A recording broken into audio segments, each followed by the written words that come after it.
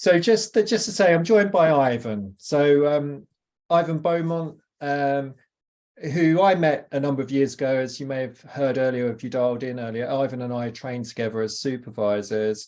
Ivan's a coach, a team coach, also was a head of coaching for an organisation in his last corporate role, and more recently has joined the EMCC UK as a board member. I think you're the director of digital. Is that right, Ivan? I am, yes. One can send their feedback through to you, I'm sure. So I was really pleased Ivan could join us today, because I know about his work around team coaching, and also he heads up the special interest group for the EMCC around team coaching as well. So really appreciate you making the time today, Ivan. Thanks very much. Thanks for inviting me along, Damion. It's great to be here. I must admit, when you said bite size, I have this habit of giving very detailed answers to questions, so I'm going to have to be on my best behaviour here, I think. Yeah, don't worry. You can manage me. I will do. So today we're going to talk about team coaching, and there are some questions that I've got in mind that I'd like to explore with Ivan, but I'd also like to just pause at this moment and just invite you, as you're dialing in, you've chosen to attend this session around this topic. And if there are questions that you're holding about team coaching, please do put those on the chat panel now. And it just means Ivan and I can get a sense of where the interest is.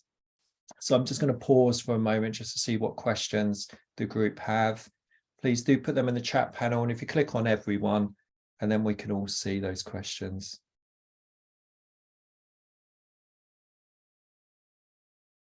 So I'm just going to wait for a moment, Ivan. And hopefully we will see some questions coming through. Great, thanks, Darren. Thanks, Teresa. Important questions.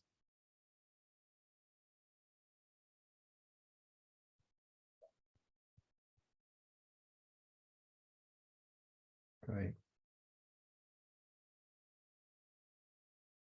Thank you.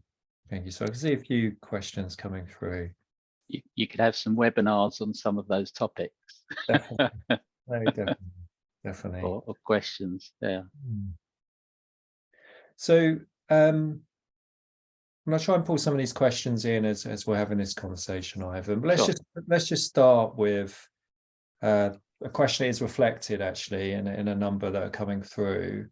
So and obviously thinking about the EMCC UK and the work you're doing there around team coaching, when we're talking about team coaching, it's that $1 million question. Just say a bit about how you would define that. Okay.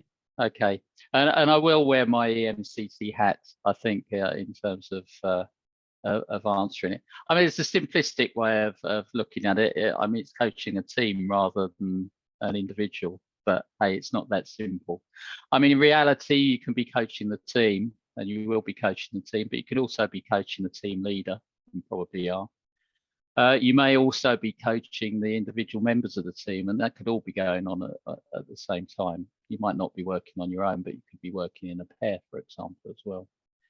And the focus is typically on the team's collective performance and the value that team brings to an organisation, for example, and for its stakeholders. So the reason why it exists. But yes, to explain it in a little bit more detail, maybe we can use the EMCC Global's definition. And I'll share that. I don't know if it's that easy to find on the website, but I've got it handy. And what I'll do is also unpack it a bit, bring it a little bit to life to explain it.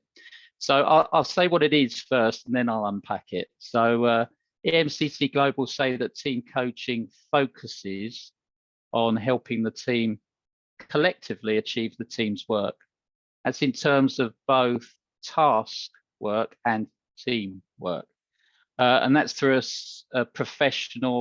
sustained professional dialogue that raises the individual and the collective level of reflection and self-awareness. It also challenges the team's thinking and their behaviours as they develop their own sort of sustainable solutions and practices. That's the definition. There are many definitions out there, but obviously I've picked out the EMCC one. And trying to break that down a little bit just to help understand it.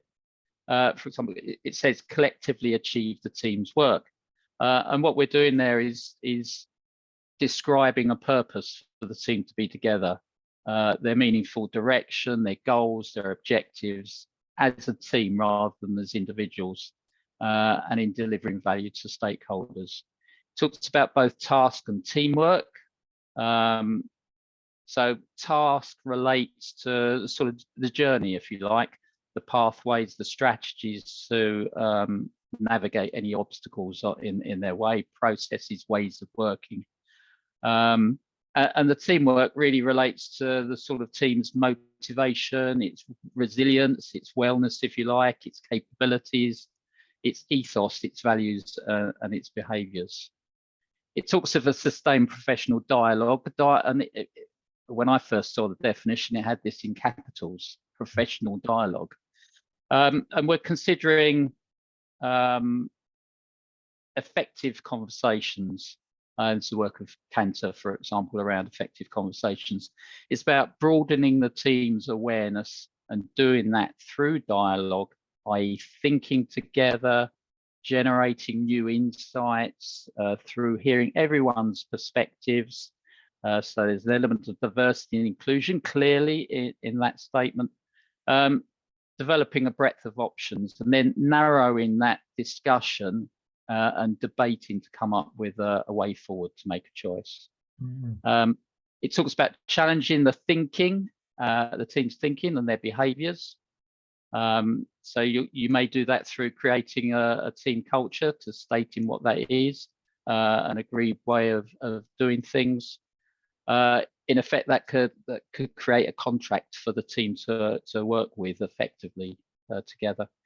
As a coach, you may be observing the team's habits and rituals and challenge whether they actually serve them well or not. You may actually start to create new ones that do. For example, check-ins at the beginning of a meeting, focusing on achievements rather than any negative things.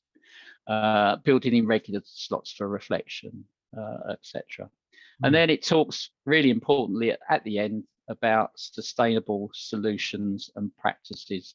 And to do that, you could take a team through, they could take themselves through a cycle of learning, experimenting, sort of adapting, adopting new things, and leaving them with an ability to coach themselves and hold themselves to account as well.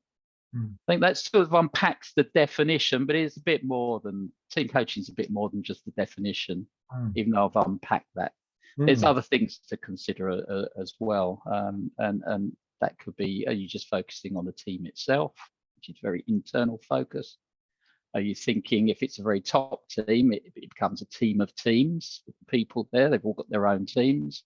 And then it spreads across an organization and even an industry. So you can see that the focus and the context can be really key in terms of how you operate. And it can incorporate things like team facilitation. There was a question about the difference there. Team facilitation, it can be team development and training. There can be some elements of mentoring, one-to-one work, consultancy, and specifically team coaching as well, to make up a holistic intervention, if you like. That was a bit detailed. Well, no. I think it's helpful because I suppose as you say that Ivan, I suppose, you know, just thinking about I suppose the different intentions in terms of the intervention, you know, it's got different levels, there's different levels of complexity, like you're saying, you know, there could be, and it'd probably be my recommendation to always work with somebody else, you know, when you're working with a team. You've got the support for the leader, you've got the coaching that hopefully will be happening for the team members as well. So it's quite a rich and deep intervention, and I think as well it sort of shares a bit around the complexity as well then that you're holding as a coach.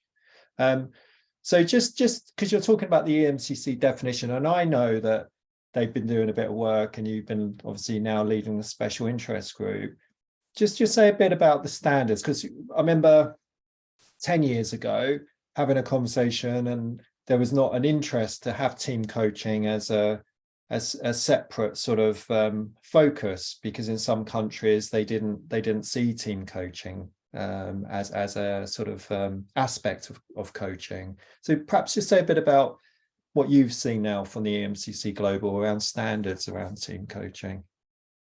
Okay. Just so happens, and I didn't know you were going to answer that specific question, here are the standards Okay.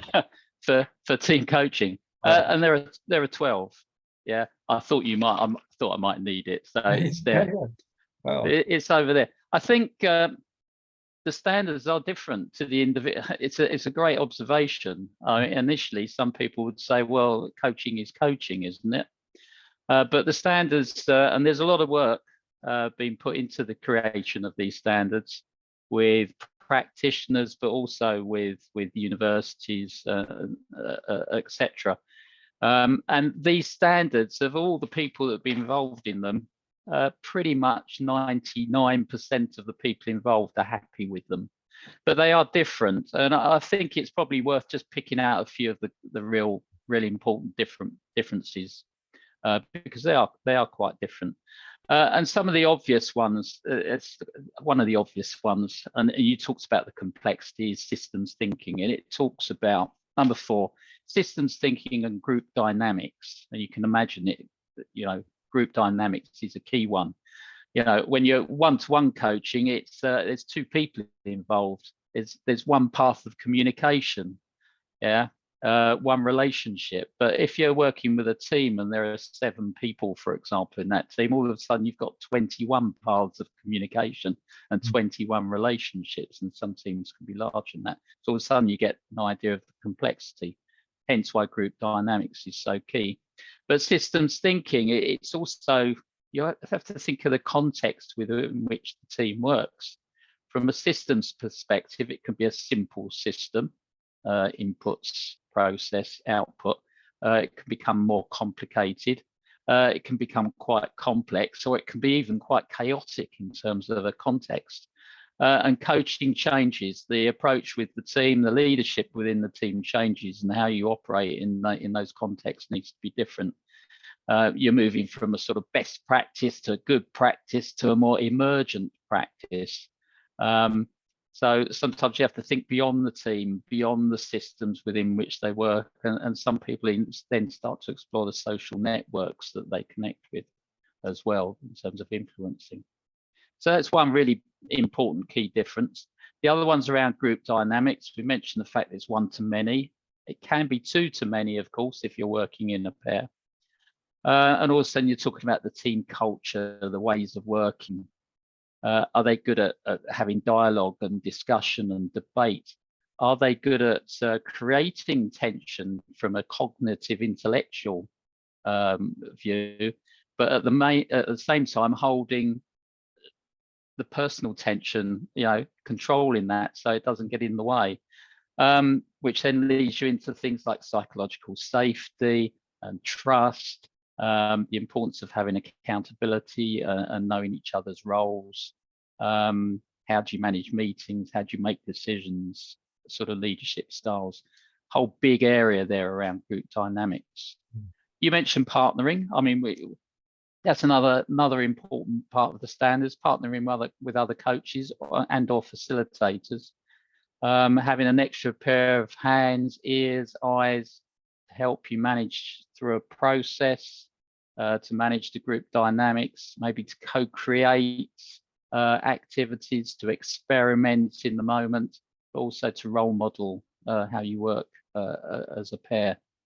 There's another one there about evidence-based methods of team effectiveness. Obviously, that's not in the one-to-one coaching. You've got things like Wagman and Hackman's 6 conditions. I won't go into the detail of it, which is one that I use, but then there are others like Beckard and Katzenberg and Smith. Popular is Lencioni, even though it's not evidence-based, whereas the others are. And then the importance of self-care. I mean, it is complex, and resilience as well. There's lots of power and egos and stuff flying around in the room, quite possibly. Those are some of the core differences. Mm. And I know it's difficult to find these standards on the website at the moment. Yeah. So if you're happy to share any link or with me and what I can I do, can do that. that's Yeah, I mean, sensible to the people that are listening, Ivan. yes, I can do that. Obviously, I mean, I printed it off just in case I needed it. I have a link to be able to do that. I just don't. Yeah. I think at the high level, they're on EMCC Global's website, but I don't think it's in great detail under it. Yeah. Okay. Yeah. Well, if you're happy to share that, I'll pass them on. Will do. And just quickly picking up on David's point, I could see there, would there be a situation where you wouldn't see team coaching as the appropriate approach? I mean, I think just reflecting Ivan's comment about the consultancy piece, you know, unlike one-to-one coaching, usually I would encourage a team coach to spend a lot more time doing consultancy and diagnosis up front to really understand the requirements of the leader, the team. And I'd say, David, often, you know, you may be invited in to work with a team when actually it's the leader that's really needing the support. So I'd say definitely in those times, work with the leader first before the team coaching. Any thoughts from you, Ivan, just quickly around that one, when team coaching? No, it's a very good question. The answer, well, yes. I mean, there's times when it's not appropriate. I mean, we talk about team readiness as well. And you can have a whole list of questions that you can work through to see whether the team's ready to be coached. Plus, of course, when you're commissioning, working with a sponsor and the client, and then the team coach, you can come to a conclusion that actually this isn't appropriate. So it's like a no decision. You can have that throughout the engagement. You can just do build a picture, broaden awareness of the current situation, and then make a decision about, well, you know, do we need to continue our work together, or is something else need to be done first? Or yeah, it's a good question. And I think sort of leads me on, because I think, well, when we're developing coaches, we often talk to them about being educators and educating a leader to how to be coached. And obviously there's a part of this with team coaching as well, really ensuring the team understand the commitment that's required to really fully get the benefits from an intervention like this.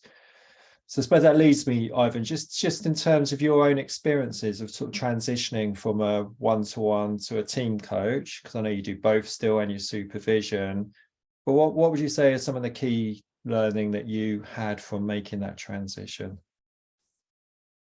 Yeah, it's a really good question. I think everyone will tackle it slightly different depending on where you've come from. I must admit, because I've done we trained as supervisors. There's definitely a lot of learning through going through that route that you can apply to team coaching. I think tackling yeah, there's a book being written by Dr. Lawrence and Dr. Skinner. I think they're in Australia, called The Wise Leader. So it's going to be published this year. Obviously, I've not read it. It's not been published. But if we think about the wise coach, what would you be doing to move from a one-to-one to a sort of team coaching? At the end of the day, you got to gather some knowledge, haven't you? And you got to turn that knowledge, form hypotheses, if you like, into experience. So you've got to experiment, you've got to practice, and then you've got to reflect on that experience. So there's sort of areas here. You've got to develop your knowledge. I would always recommend, I think, get trained, go on a practitioner level, because I'm assuming people here are experienced coaches. Go on a practitioner level coach. Read books to develop your knowledge. There's quite a few out there. There's David Clutterbuck, obviously, and Lucy Widdowson and Paul Barber. There's Peter Hawkins, Georgina Woodster. There's others. Listen to talks. I do that. I like listening to psychologists and people who are evidence-based researchers like Eric Lahan, and listen to see what they've got to say. Attend a special interest group. We've got our next one on Wednesday, EMCC UK, where we're focusing this time on multi-stakeholder contracting, which is one of the standards. We've got Georgina Woodster, I mentioned, coming as a guest, along with Allard. Gaining experience, you've got to work with real teams. If you're going to be a team coach, you've got to work with teams. But let's not forget, we might already have some experience. So it's worth reflecting on that. We've been in teams, we might have led teams, we might have managed teams. So we've mentioned working in pairs. I think that's great to accelerate our sort of learning, and it broadens our opportunity of which teams we can work with as well. It's going to be challenging from beginning to end, but it can be very rewarding. Reflecting, I mentioned training, go on a course that allows plenty of time to reflect and then embed the learning, and have a supervisor. I mean, supervision is very important. This year, I decided to use group supervision as well as one-to-one. I thought I should experience group supervision because I'm working with teams, so it made sense for me to do that. Do I recommend it? I don't know, but there is generally an acceptance that you would recommend working with a supervisor who has team coaching experience. It certainly benefits in doing that in the early days, months, maybe even years, to be honest, working with someone who's a team practitioner. So yeah, get the teams, work with them, practice, do all those other things as well. Yeah. And I know from my own development, I was fortunate enough to partner a very experienced team coach, you know, for a period of time, and that was probably one of the biggest accelerators for my own development. So there's some reflections coming up, and you mentioned the sort of special interest group on team coaching. So if people are interested in joining that, Ivan, can you just say a bit about what the purpose is and just some stuff around that? Just got to see questions come through. Yeah, I mean, the purpose, we're always looking to professionalize, if you like, and ensure good quality. I've got my EMCC hat on here, practice. So we like to encourage that. So we've set up a whole load of special interest groups across EMCC UK, and this is one of them. So how it works is our first one, which was in September, we focused on the standards. We introduced the standards. So we had people who helped create the standards come and talk. Then we tend to have a little look at each of the standards and think, well, who can we bring in to talk about one of the standards as a topic? November, it was someone talking about their experience of moving from one-to-one into teams. On Wednesday, our team coaching special interest groups focused on standard number 1, multi-stakeholder contracting. And what we've done is we'll get some guest speakers who we know who have some expertise around that. So we've invited Georgina Woodstra and Nala de Jong to come and talk about it. And they'll be there. They'll do 20 minutes sharing whatever it is they want to share around that topic. We then break out and have Q&A and interactive discussion with them. So they're probably split into 2, and the groups to go off in different directions. Come back as sort of plenary, what's been discussed, what's been learnt. And then we allow half an hour, or we build in half an hour just for networking, and then it's anyone can talk about anything around the topic of team coaching. We meet every 2 months. So there'll be one in March. As an organisation, we have monthly focus is on specific topics. There's a focus on team coaching in March. In March, yes. So we'll have some recommended books. So there'll be a podcast. There'll be another webinar. This one's on tools, I think we're doing, and there'll be a blog. So there'll be a real focus on team coaching. And at some stage in the future, we'll have some communities as well set up. That's me and my director of digital hat. You go onto the EMCC UK website, register. You find the event, you register for it. That's how you get to be involved. Great. So again, if you happy to put that link when you send me the information. Oh, Darren's just put it on there, so that's fine. It's on the chat. Thanks, Darren. Just to clarify, because Priscilla just asked, I presume we have to join EMCC to gain access to special groups. You don't have to be a member to register. And the first 1 or 2 are free anyway, even if you're not a member. Great. And I think that's a great thing about the EMCC. They are very inclusive, you know. So please do take a look. So we're sort of fast approaching time, and I just want to say, because I can see some questions that have come through and we haven't answered, but just I suppose just from this is a bit of an introduction session, Ivan. So just what else would you like to say to the group, just in terms of if people are really considering leaning into this or want to get even better at being a team coach? Just final comment for you around thoughts on that, if that's okay. Yeah, I think I sort of commented on it. I would recommend doing some training. There aren't many training companies out there in team coaching, but there are a number now who've got TCQA status. So I would recommend going. That's an EMCC global accreditation, and pick one where you can then get your own individual accreditation, which is ITCA, which is well worth doing. Read. Join a team coaching special interest group, engage with a team coach, maybe work with them if you can. Yeah, I mean, you mentioned that yourself. Do CPD, read, network, all of the above. Yeah. Thank you. Thanks, Ivan.